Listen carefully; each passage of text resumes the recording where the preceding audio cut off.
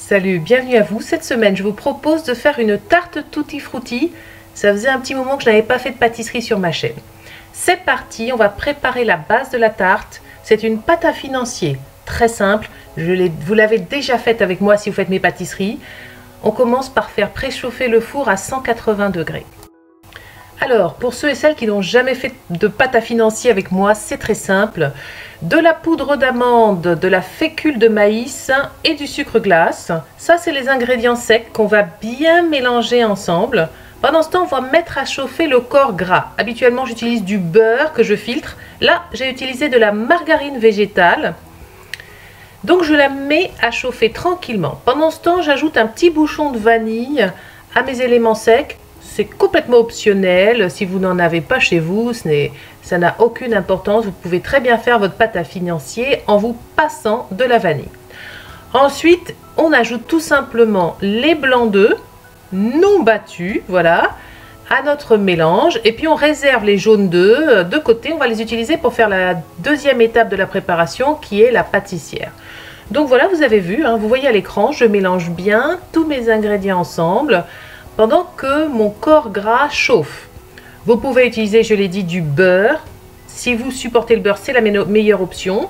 De l'huile ou alors de la margarine végétale, comme moi, comme je suis en train de faire, que vous avez chauffé jusqu'au début de l'ébullition. Voilà. Vous avez vu, je la rajoute petit à petit, cette margarine, très chaude. J'attends pas qu'elle refroidisse, hein. Je la rajoute à mon mélange initial, petit à petit, hein, pour que de façon à ce qu'elle s'incorpore bien au mélange initial. C'est terminé. Je n'ai plus qu'à graisser mon moule à tarte renversé. J'ai fait une vidéo pour vous expliquer, hein, tout sur le moule à tarte renversé. Graissez-le bien. C'est vraiment un ustensile de base dans la pâtisserie sans gluten.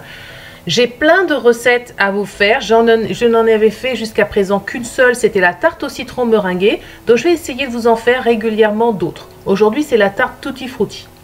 Je vais verser mon mélange dans mon moule à tarte renversé. Il fait 26 cm.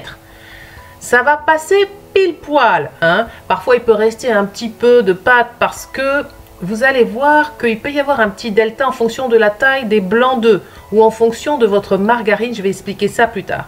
Mais là, tout va rentrer. Voilà, ça va être parfait. Normalement, pour 26 cm, ça passe dans le moule parfaitement. Je vais enfourner à 180 degrés Celsius pendant 20 minutes. J'ai quelque chose à vous dire à ce sujet. Quand je vous donne des temps de cuisson, vous devez adapter en fonction de votre matériel. Nous n'avons pas de four professionnel, nos fours en plus ne sont pas étalonnés, donc adaptez. Ensuite, moi je fais toujours mes pâtes à financier à 180 degrés pendant 20 minutes, c'est parfait, c'est croustillant, etc. Mais là, au bout de 20 minutes, comme vous allez le voir, j'ai piqué avec une aiguille, la pâte était cuite.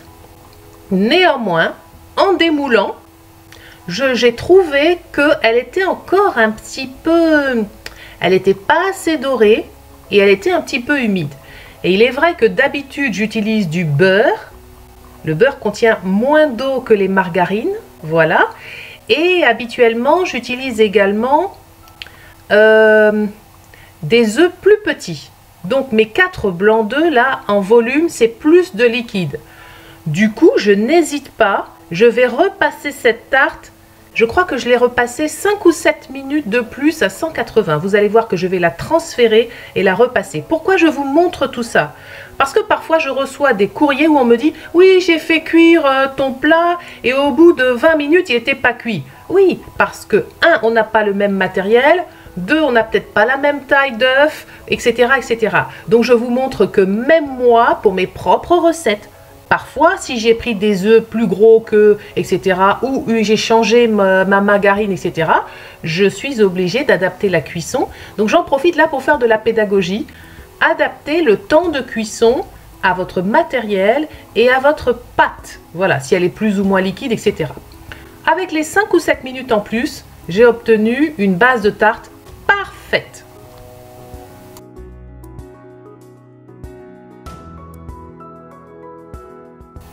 Pendant que la base est en train de cuire dans le four, on prépare la pâtissière. Vous avez déjà fait des tonnes de fois cette opération avec moi, je le redis pour ceux qui découvrent. On met à chauffer le liquide. Ici, c'est du lait d'amande nature, voilà. Ensuite, dans une jatte, on va mélanger les jaunes d'œufs avec du sucre et avec un petit peu de fécule de maïs, un petit peu de maïzena. Je vais également aromatiser, vous allez voir. Donc je vais mélanger ça. Au début, je commence par mélanger avec une petite cuillère en bois, hein.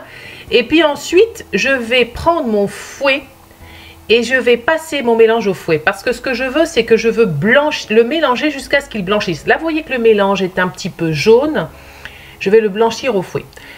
Je vais bien l'aromatiser, mes amis, hein, parce qu'il faut qu'il y ait du goût.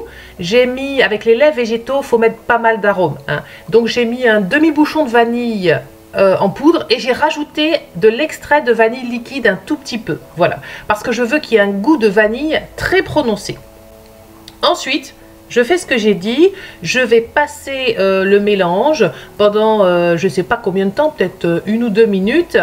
Je le passe au fouet et vous avez vu, on voit immédiatement le changement de couleur. On voit que du jaune plus foncé, ça devient un espèce de blanc cassé, une couleur crème. Voilà, c'est ça, blanchir votre mélange.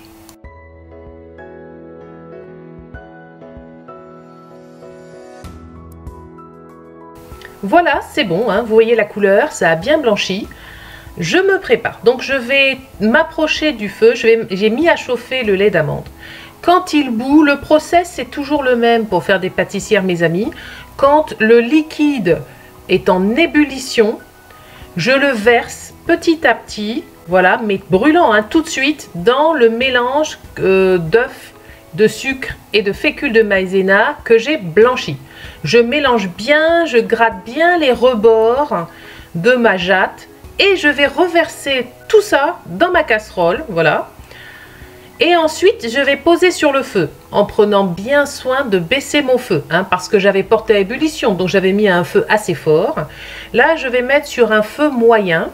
Je ne veux pas que ça accroche. Donc maintenant, on va tourner, on ne va cesser de tourner jusqu'à ce que le mélange devienne épais.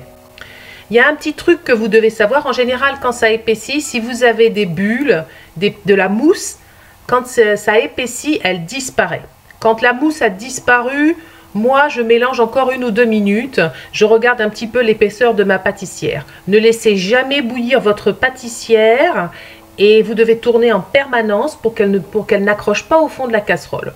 Voilà, une fois qu'elle est prête, votre pâtissière, on va dire 2 minutes, une fois qu'il n'y a plus de mousse, hein. De toute façon, vous allez voir, vous allez le voir, hein, qu'elle devient de plus en plus épaisse. Vous la sortez du feu. Et là, elle est terminée, hein. J'ajoute 1 à 2 cuillères à soupe de purée d'amandes blanches. Voilà. En général, je mets de la purée d'amande blanche parce que c'est une pâtissière à l'amande et à la vanille et je veux un goût très fort d'amande.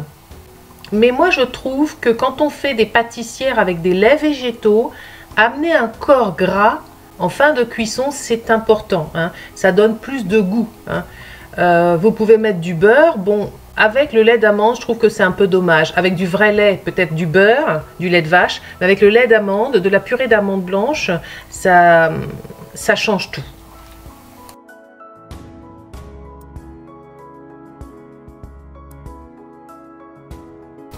Ok, on a terminé, on a fait les 2 étapes. Il n'y a plus qu'à garnir, à monter la tarte. Donc voilà, mon fond de tarte, j'ai ajouté 5-7 minutes de cuisson, je suis contente. Et puis je vais verser ma pâtissière dessus tout de suite, hein, parce que vous allez voir qu'en refroidissant, la pâtissière va épaissir, hein. Donc il faut la mettre tout de suite sur votre fond de tarte. Il ne faut pas attendre qu'elle épaississe. Donc j'étale bien ma pâtissière sur le fond en pâte à financier. Voilà. Et ensuite je vais laisser refroidir par contre un petit moment parce que je ne veux pas mettre mes fruits sur la pâtissière qui est chaude.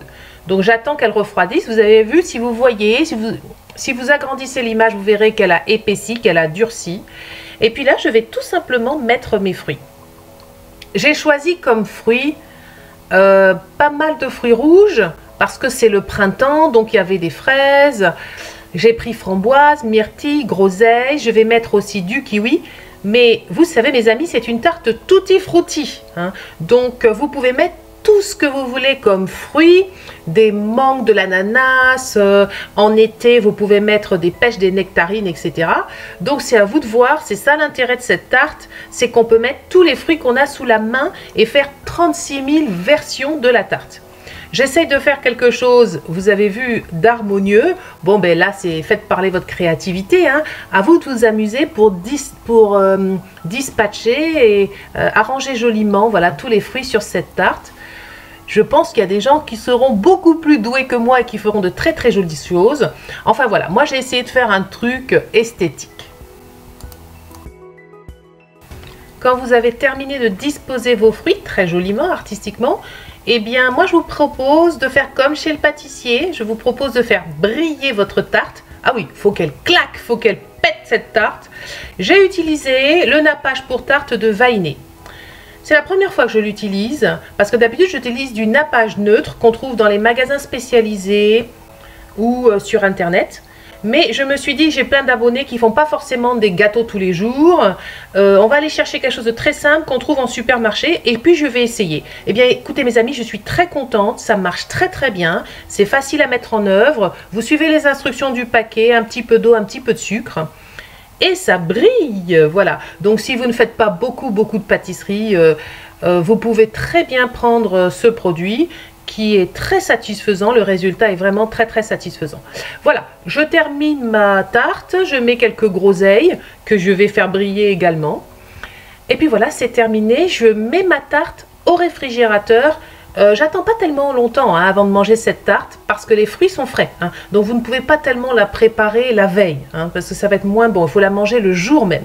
Donc je place ma tarte au réfrigérateur. Et franchement, on s'est régalé. Je vous assure que la crème pâtissière à l'amande et à la vanille, si vous essayez cette recette, vous allez adorer. Voilà mes amis, je vous souhaite une belle semaine, un happy baking si vous faites cette recette. Salut, à bientôt.